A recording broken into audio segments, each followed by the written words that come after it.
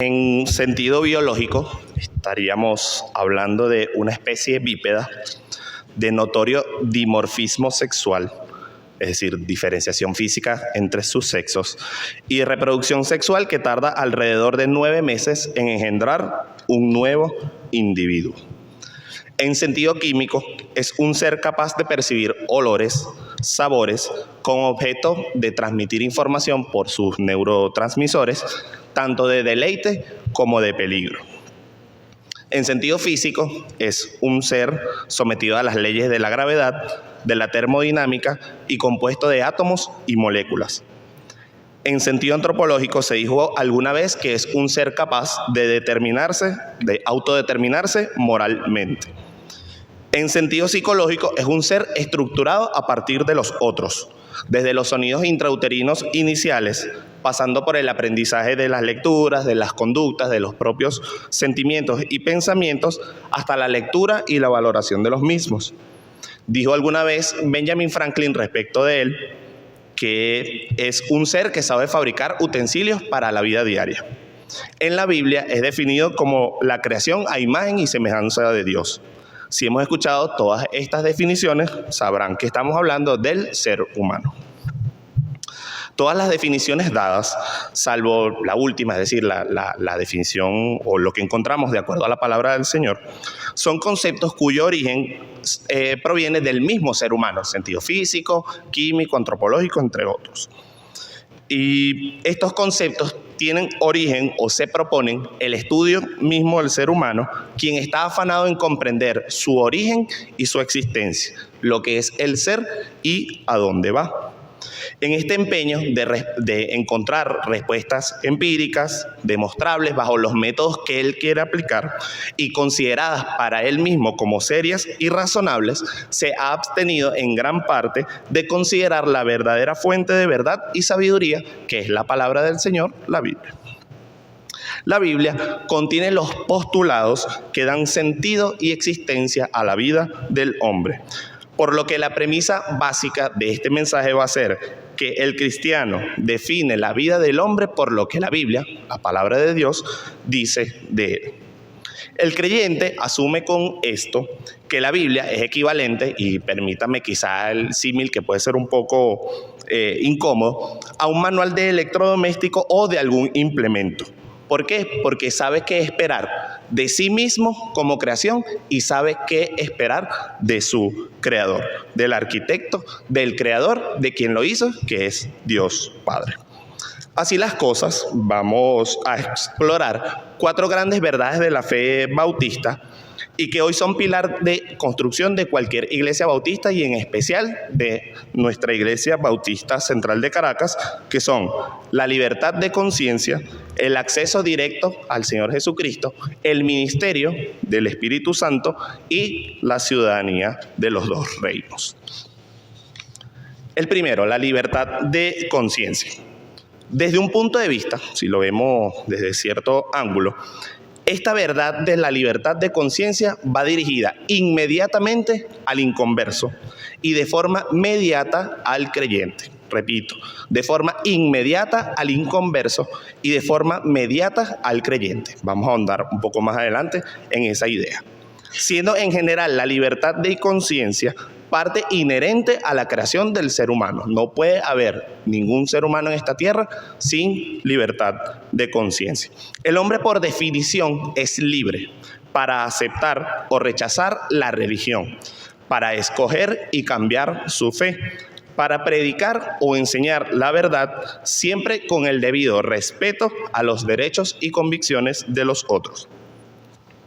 Dios ha hecho libres a todos los seres humanos sin excepción, libres de aceptar, libres de negar y libres de tomar nuestras propias decisiones en cuanto a nuestro destino espiritual.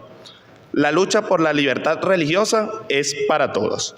Es por asegurar que ninguna autoridad terrenal restrinja lo que el Dios Todopoderoso no restringe, que es violar nuestra conciencia o coaccionar nuestra fe. En Lucas 4:18 encontramos que Jesús anunció ser ungido para sanar a los quebrados de corazón, pregonar libertad a los cautivos y poner en libertad a los oprimidos. Jesús liberó a todos quienes eligieron de forma voluntaria seguirle de la esclavitud de sus pecados. Y como se afirmó en Juan 8:36, si el Hijo os libertare, seréis verdaderamente libres. Esta libertad del pecado viene precedida por la libre elección del ser humano de prestar atención al mensaje de salvación y su disposición, siempre amparado por el Espíritu Santo, para transformar su vida de forma sensibilizada a su voz y tomar el camino de reconciliación con Dios. La libertad de conciencia se resume básicamente en que toda persona es libre debajo de Dios en todo asunto de conciencia y tiene el derecho de abrazar o rechazar una religión y dar testimonio de sus creencias religiosas, siempre con el debido respeto por los derechos de otras personas. Como creyentes debemos ser defensores de esta libertad de conciencia. Cuando leemos detenidamente el mensaje de la Gran Comisión en Mateo 20 del 18 al 20, nos es dicho: id y haced discípulos, con lo que hacer discípulos excluye la palabra forzar, coaccionar, obligar, siendo estos a veces errores en los que incurre el creyente por el ímpetu de predicar. El conducir a otros a la verdad de la cruz no es excusa para imponer por la fuerza el evangelio. La historia de la humanidad ha demostrado que nada impuesto termina de buena manera. El apóstol Pablo también predicó en algún momento sobre la libertad. En Gálatas 5:1 se refirió a la esclavitud del legalismo y declaró: estad pues firmes en la libertad con que Cristo nos hizo libres, y no estéis otra vez sujetos al yugo de esclavitud. Por lo cual el Señor de la conciencia es el Dios Padre. Y si Él no restringe el libre albedrío, ninguna autoridad terrenal, ni mucho menos el creyente, está llamado a hacerlo. El creyente debe asegurarse en todo caso de que la reflexión que pueda tomar una persona de acoger o rechazar la palabra sea una decisión voluntaria, meditada y conocida suficientemente para que en lo genuino la persona sea realmente capaz de aceptar las consecuencias de su decisión, sea acoger o rechazar la palabra. Debido a la naturaleza pecaminosa del hombre, él es incapaz de salvarse a sí mismo. Pero Dios, en su infinita gracia, se inclina hacia el hombre a pesar de su corrupción moral. La salvación no es el resultado del mérito o del logro humano, sino del propósito e iniciativa divina. Por lo cual, pasamos al siguiente punto, que es tener acceso directo a Jesucristo. Desde que el pecado se entrometió en la relación entre el Dios y el hombre, su comunicación había permanecido totalmente rota. Desde el tiempo del cautiverio del pueblo hebreo hasta la actualidad, Dios ha puesto a disposición del ser humano la forma en la cual restablecer su relación con Él. Y se dice de esta forma porque tenemos en consideración lo que veníamos hablando sobre la libertad de conciencia. Usted ahorita mismo, en el banco donde se encuentra, tiene resumidas en unas promedio 800, 900, 1000 páginas las formas en las que Dios se ha acercado a usted como creación para redimirle y hacerle saber su glorioso plan de salvación. Le hablo en este momento del Antiguo Pacto y el Nuevo Pacto, o también Antiguo y Nuevo Testamento. Cada ser humano es hoy competente para ir directamente a Dios pidiendo perdón por medio del arrepentimiento y la fe. No necesita de ningún individuo o iglesia que dispense su salvación. De acuerdo a este nuevo pacto, o Nuevo Testamento, hay un solo mediador entre Dios y los hombres, que es Jesucristo, nuestro Señor. Cristo dejó para nosotros en Juan 14:6, yo soy el camino, la verdad y la vida. Y la parte más trascendente es, nadie viene al Padre sino por mí. O en Juan 1:11 y 12, a los suyos vino y los suyos no le recibieron. Mas a todos los que le recibieron, a los que creen en su nombre, les dio potestad de ser hechos hijos de Dios. Por el sacrificio de Cristo en la cruz del Calvario, usted no necesita un vicario investido en la tierra, ni tampoco requiere de sacrificios de animales o collares con vistosos colores. Solo Cristo es Señor y suficiente Salvador. Tan suficiente es que es el mediador, el camino, el denominado por la Biblia abogado, defensor ante la presencia de Dios Padre. El cristiano entiende que la situación del inconverso, en la misma forma que en la que alguna vez estuvo el creyente, es de enemistad entre Dios y nosotros. Por nuestra naturaleza pecaminosa no queremos que Dios reine en nuestra vida. El ser de carne muchas veces nos hace resistentes a comprender lo que Dios quiere de nosotros. Dios, por su parte, aborrece nuestro pecado, pero gracias a Él ama al pecador, a tal grado que envió a Cristo a redimir a la humanidad de la forma en que ningún ser humano hubiese sido capaz de hacerlo. Es así como Cristo es el mediador que busca en definitiva reconciliarnos con Dios. Cada creyente tiene acceso directo a Dios por medio de Cristo. Es su propio sacerdote y está también en la obligación de llegar a ser un sacerdote para Cristo en favor de otras personas. No es un sacerdote en la forma tradicional, sino en la forma de intercesión y de poder pedir por medio de Jesucristo a nuestro Dios Padre por otras personas, otros hermanos o otros seres humanos. Un pasaje bastante conocido que nos relata esta gran verdad en 1 de Pedro 2:9 nos dice: mas vosotros sois linaje escogido, real sacerdocio, nación santa, pueblo adquirido por Dios, para que anunciéis las virtudes de aquel que os llamó de las tinieblas a su luz admirable. Cuando hablamos del acceso directo a Cristo, nos referimos a este tiempo llamado tiempo de la gracia, o como la misma palabra del Señor nos lo dice en Isaías 55, buscad a Jehová mientras pueda ser hallado, llamadle en tanto está cercano, deje el malvado su camino y el hombre inicuo sus pensamientos, y vuélvase Jehová, quien tendrá de él misericordia, y al Dios nuestro, quien será amplio en perdonar. Porque también debe tener en cuenta el creyente que la segunda venida del Señor no será para reconciliar a la humanidad, sino para establecer juicio y dar cumplimiento a las palabras de Filipenses 2:11 que dice: y toda lengua confiese que Jesucristo es el Señor. El tercer punto del mensaje del día de hoy es el ministerio del Espíritu Santo. Vemos ilustrado en 1 de Juan 4:13, en esto conocemos que permanecemos en Él y Él en nosotros, en que nos ha dado de su Espíritu. En Marcos 1:8, yo a la verdad os he bautizado con agua, pero Él os bautizará con Espíritu Santo. El Espíritu Santo es el Espíritu de Dios y mora en nosotros desde el mismo momento en que hemos aceptado la verdad del sacrificio de Cristo.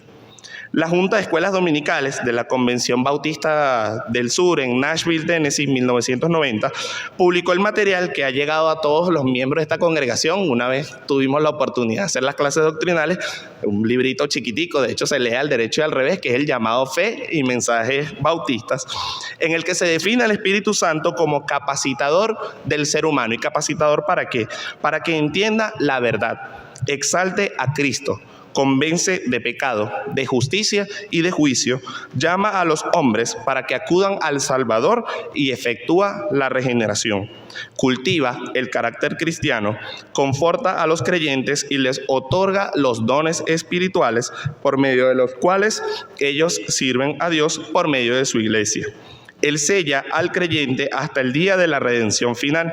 Su presencia en el cristiano da la seguridad de que Dios conducirá al creyente hasta que éste adquiera la plenitud de la estatura de Cristo.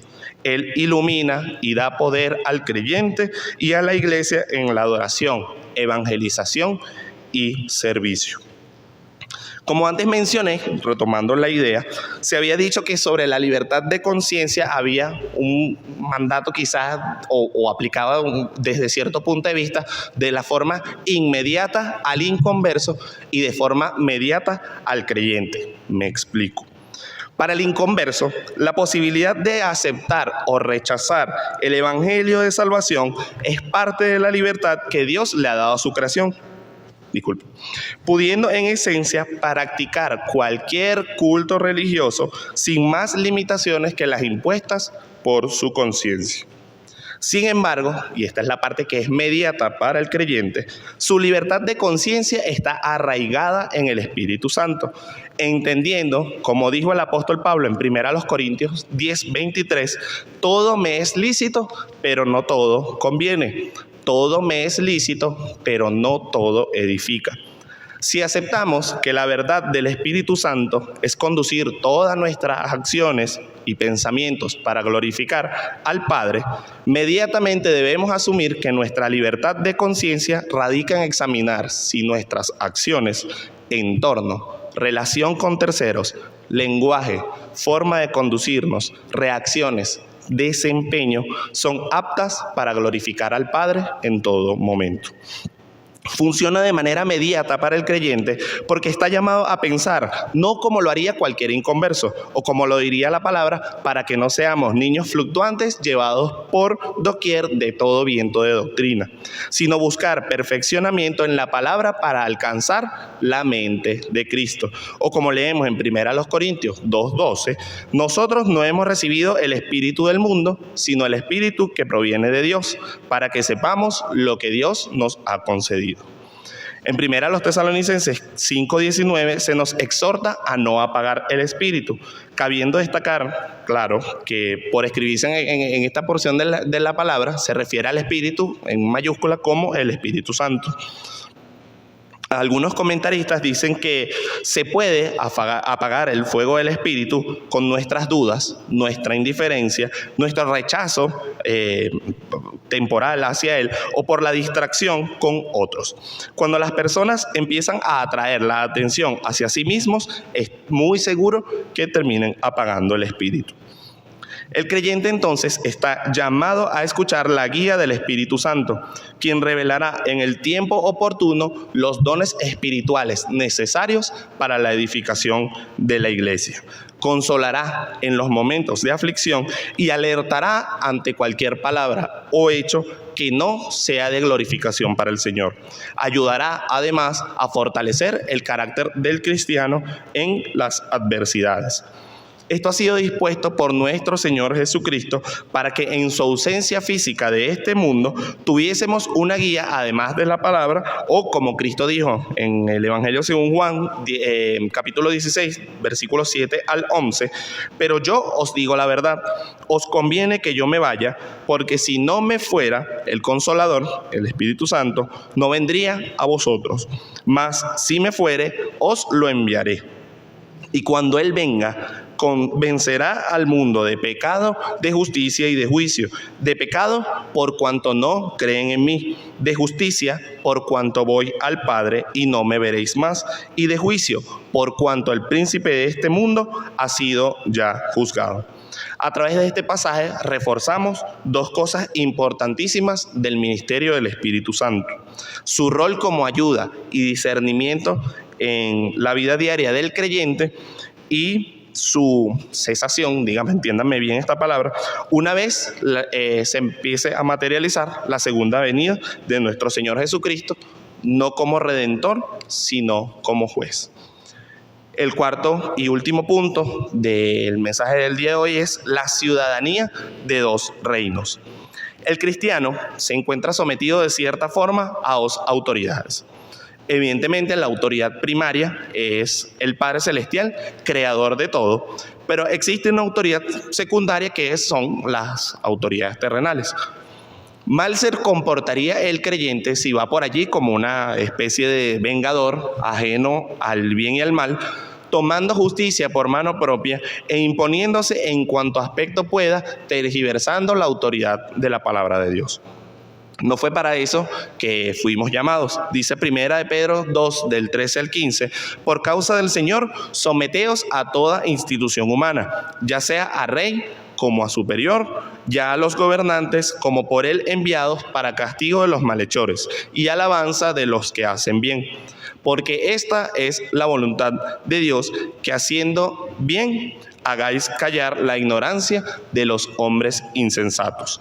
La palabra de Dios nos muestra que vienen tiempos definitorios en los que estará contrastado el comportamiento del mundo con lo que Dios demanda de nosotros. Aún sin haber llegado al cumplimiento total de esas palabras proféticas, ya hoy el comportamiento del mundo demanda que fijemos una posición muy clara frente a cuestiones que no necesariamente por ser legales son lo que Dios demanda de nosotros. Ejemplo, aborto, homosexualidad, pena de muerte, dictaduras, guerras y un largo etcétera. Cuando se habla entonces de ser ciudadanos de dos reinos, el creyente debe comprender que se debe enteramente al Padre y su glorificación, pero que también su comportamiento es un factor de cambio en el lugar donde se encuentra. El cristiano debe respetar a aquellos que interpretan y obligan el cumplimiento de la ley y debe participar activamente en la vida de la comunidad. Ser cristiano no da derecho a ser ermitaño. Debe procurar el cristiano penetrar con espíritu y principios cristianos la vida social, económica y política del lugar donde se encuentra. No digo con esto que el cristiano está obligado o necesariamente llamado a incursionar en política, pero cuánto bien haría si los que ostentan hoy cargos políticos y ministeriales pensaran en Cristo y en el prójimo de manera genuina. ¿Qué tan distinto sería nuestro país si el pensamiento fuese atender verdaderamente los problemas del prójimo con los abundantes recursos que tiene Venezuela y desechasen el lucro y la ambición desmedida? Si hubo una figura desafiante a la autoridad terrenal, fue la figura de Cristo. La palabra nos enseña que su forma de ser no fue la de un combatiente ni la de un vengador, sino de alguien que con su autoridad bastaba para hacerles callar. Cristo fue el ciudadano de dos reinos con la mayor autoridad para enseñar y predicar, teniendo abundante poder para saltarse todos los juicios porque ya había demostrado tener el poder suficiente. Y él no podía, por su mismo poder, no estar sometido ni al Sanedrín, ni al sumo sacerdote, ni a escribas, ni fariseos. Sin embargo, ¿qué hizo?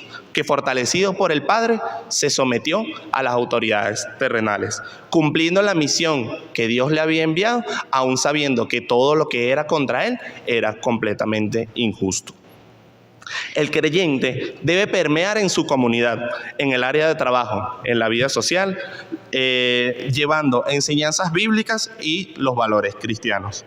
Esta labor es ayudada, como vimos antes, por el ministerio del Espíritu Santo, y todo ello para evidenciar el testimonio de una vida transformada que no está atada ni a las pasiones, ni a los deseos, ni a los cambios repentinos de este mundo. En Romanos 13, Pablo nos dice que nos sometamos a las autoridades y los gobernantes.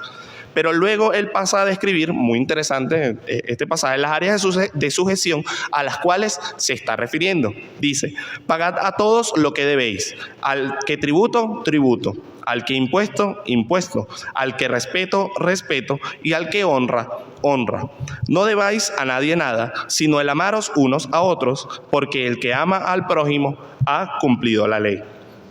Note que Pablo en todo momento menciona cosas terrenales: tributo, impuesto, respeto y honra. Todas estas cosas se encuentran en el mundo y toda autoridad las desea para sí. Pero, por ejemplo, Pablo no llega a mencionar la obligatoriedad del servicio militar, por ejemplo, que son cosas que normalmente como ciudadanos debemos estar sometidos. Fíjense también que la mayoría de los gobernantes terrenales no están satisfechos con con un cumplimiento estándar de la ley, es decir, una persona que paga impuestos, una persona que respeta las leyes de tránsito, que puede socorrer en un determinado momento, sino que ellos también desean el respeto y la honra que Dios reserva para sí. Todos los gobernantes de este mundo, todos, sea en mayor o menor medida, en un corto o en un largo tiempo, creen que tienen derecho a la lealtad absoluta e incondicional de todos sus ciudadanos. Y así, lo que comienza siendo un gobierno democrático termina siendo un tiempo de absoluta tiranía. Los gobernantes se creen inclusive dueños de las vidas de sus ciudadanos, e inclusive si se les preguntase si se sienten dueños de sus almas, probablemente muchos responderían anhelantes. Los apóstoles, por ejemplo, fueron puestos a prueba en un asunto similar. Jesús les había encomendado anunciar las nuevas del reino. Sin embargo, las autoridades judías los arrestaron ordenándoles no predicar más acerca de Jesús. Esto lo encontramos en Hechos 3 y 4. Estas autoridades judías no eran un tipo de renegados que estaban usurpando autoridad ni se habían autoimpuesto sobre los cargos de poder, sino que entre ellos estaba el sumo sacerdote, que era una posición establecida directamente por Dios y aceptada por el gobierno romano en asuntos de religión judía. Sin embargo, los apóstoles habían recibido sus órdenes de Jesús, a quien ellos reconocían como su rey y daban su lealtad absoluta. De modo que ellos respondieron a las autoridades judías en Hechos 4, del 19 al 20, juzgad si es justo delante de Dios obedecer a vosotros antes que a Dios, porque no podemos dejar de decir lo que hemos visto y oído. Hemos visto, a la luz de la palabra de Dios, el valor del ser humano como creación y el amor infinito del Padre hacia nosotros, no obstante la rebeldía y nuestra condición de pecadores. Fuimos dotados de libertad de conciencia para darnos cuenta voluntariamente de la existencia y majestuosidad del amor divino de Dios para con nosotros. Y con esa misma voluntariedad llegásemos un día a expresar unánimes y de corazón que Cristo es el Señor para gloria de Dios Padre. Quisiera finalizar con este mensaje pidiéndoles amablemente buscar en sus Biblias el pasaje que sirve de texto base en sus boletines, que es 1 Corintios 7:22. 1 Corintios 7:22, y me gustaría que lo leyésemos al unísono para dar por finalizado el mensaje de hoy.